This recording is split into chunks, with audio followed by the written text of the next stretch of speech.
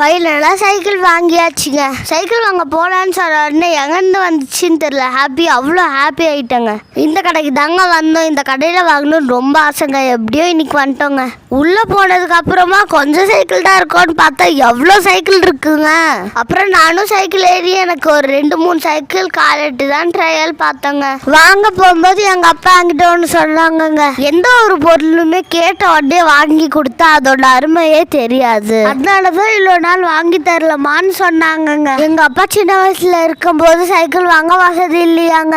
3 ரூபாய் கொடுத்தா 1 மணி நேரம் ஓட்ட கொடுப்பாங்களாங்க. எங்களை மாதிரி நீங்க இருந்துடக்கூடாதுன்னு எங்க அப்பா என்கிட்ட சொன்ன உடனே எனக்கு ஒரு மாதிரி ஆயிடுச்சுங்க. என் தம்பி மட்டும் எங்க போனாலும் அடம் பிடிக்கிறாங்க, இந்த சைக்கிள் வாங்கி கூடான்னா எனக்கு இந்த சைக்கிள் தான் வேணும்னு அடம் பிடிக்கிறாங்க. கொஞ்சம் பெரிய பையன் ஆயிட்டாடா, இதுதான் ஓட்டணும்னு சொன்னா கூட அடம் பிடிக்கிறாங்க. வீட்டுக்கே வர மாட்டேன்னு சொல்லிட்டு அங்கே நின்றுட்டு இருக்காங்க. அவன் பண்ண ஆக்ஷன்ல கடைசியில அவன் 2 சைக்கிள் வாங்கிட்டாங்க.